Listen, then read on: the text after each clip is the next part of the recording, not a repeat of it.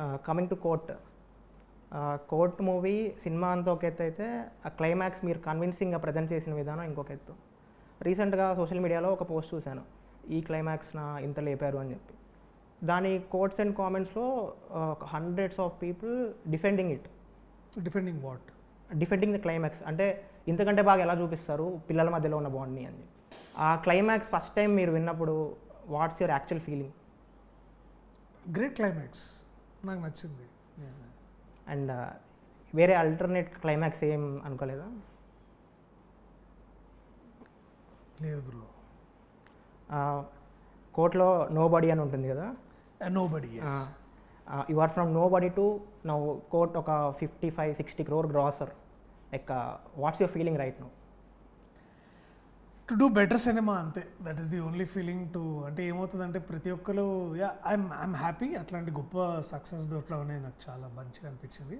And also జనాలు content based ఫిల్మ్స్కే ఎక్కువ ఇష్టపడుతున్నారు అనేది కూడా చాలా క్లియర్గా ఇప్పుడు it is resounding that success also has many answers to give us. దాని నుంచి నేర్చుకోవడం, దాని నుంచి ముందుకెళ్ళడం. ఈ కోర్ట్ సినిమా సక్సెస్ సారంగపాణి జాతకం మీద కొంచెం ప్రెజర్ పెడుతుంది అనే ఫీలింగ్ ఉందా? ప్రెషర్ పెడుతుందేమో కానీ డేస్ కూడా మారినాయి కదా, రోజులు కూడా మారినాయి కదా. ఇప్పుడు నా సినిమా చూసి ముందు సినిమా చూసి దీనికి వస్తారంటే ఏమో, ఈ సినిమా ట్రైలర్ చూసి నచ్చితేనే వాళ్ళు వస్తారు. So it is very clear for me that వాళ్ళకి ట్రైలర్ నచ్చితే సినిమాకి రాబోతున్నారు. సినిమాకి రావాలి, ఇంకా సినిమా బాగుంటుందని నేను మీ ద్వారా చెప్తున్నాను.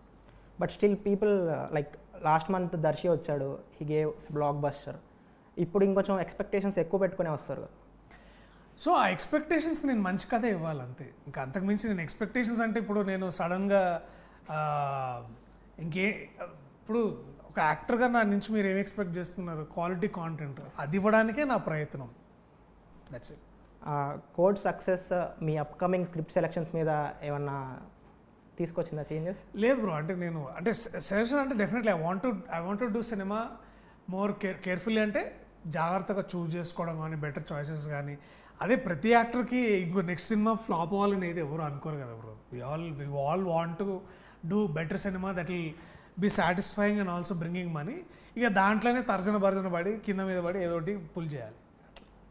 హర్షవర్ధన్ గారు రీసెంట్గా ఒక పాడ్కాస్ట్లో లైక్ నాని గారు ఒక సూసైడల్ స్టేట్మెంట్, లైక్ కోర్ట్ నచ్చకపోతే మీరు నా హిట్ 3కి రాకండి అనే స్టేట్మెంట్ ఇవ్వకపోతే ఆడియన్స్కి అంత వెళ్ళేది కాదు, లైక్ మాకు వచ్చిన కలెక్షన్స్ చాలా తగ్గేవి, నాని హెల్ప్డ్ అలాట్ అన్నారు. Like do you agree with that?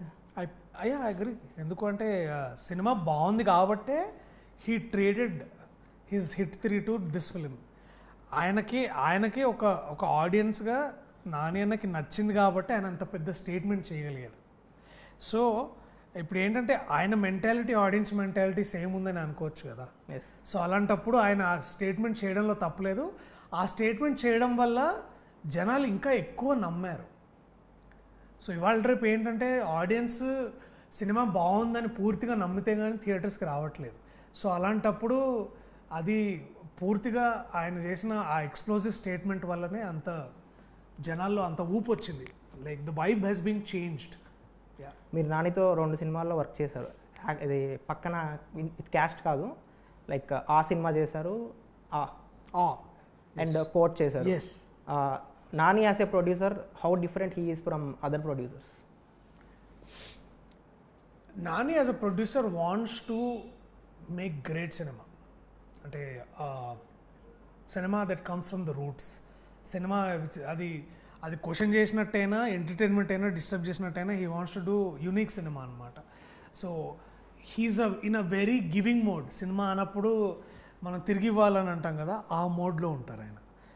Acting చేస్తున్నప్పుడు దాంట్లో ఆ సినిమా ఆ పర్టికులర్ స్క్రిప్ట్ని యాక్ట్ చేస్తున్నప్పుడు దాన్ని నెక్స్ట్ లెవెల్కి ఎలా తీసుకెళ్లాలని ఉంటారు. So when he's doing hi Nanna he's like a warrior. But when he's doing something like Court he's a king. Like నా సినిమా బాగుండాలి, ఇండస్ట్రీలోకి వెళ్తే అది ఇంకా పెద్దగా బాగా ఆడాలి, అందరికీ పేరు రావాలని ఆ స్థాయిలో ఆలోచిస్తాడు. కమింగ్ టు సారంగపాణి జాతకం, వెన్నెల కిషోర్ గారు ద ప్రజెంట్ కామెడీలో the OG and Viva Harsha ఆ సటిల్ ఎక్స్ప్రెషన్స్తో బాగా నవ్వు తెప్పిస్తారు. లైక్ వర్కింగ్ ఎక్స్పీరియన్స్ ఎలా ఉండింది వాళ్ళిద్దరితో? Fun, absolute fun. And we're all almost అంతా ఆల్ ఫ్రెండ్స్, ముగ్గురం ఫ్రెండ్స్ కాబట్టి ఎట్లుంటుందంటే, ఫ్రెండ్స్ అన్నప్పుడు ఎట్లుంటుంది ముగ్గురు ఫ్రెండ్స్ కూర్చుంటే, it is absolutely like that and nothing less, nothing more.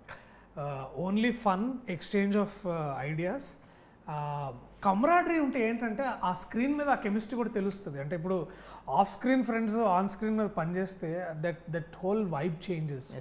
And అది రిపీటెడ్లీ నేను చూసాను, నేను ఎక్స్పీరియన్స్ చేశాను. And that is the same with this film. ఒక ఇన్సిడెంట్ షేర్ చేసుకోగలరా? అదే మా ఫస్ట్ డే సీన్ ఏదైతే మీరు ఆ ట్రైలర్లో చూశారు కదా, సుందర్ పిచ్చి అయినట్టు అట్లా పిచ్చి అయిపోతారేంటరా అన్నట్టు, ఆ సీన్ చేస్తున్న రోజు చాలా బిగ్ సీన్ యాక్చువల్లీ. ఆ సీన్ చేస్తున్న రోజంతా we're having a lot of fun actually, and it was hilarious. That was our incident. అంటే అదే అది ఐ థింక్ పొజిషన్ వల్ల ఏదో చిన్న ఫోకస్ అయింది, దానివల్ల చిన్న లాఫ్టర్ వచ్చింది, అంతే అంతే. బట్ నేను కరెక్ట్గా మూమెంట్ చెప్పలేను, కానీ that whole day I remember as to be the most happiest day అప్పుడు అనిపించింది.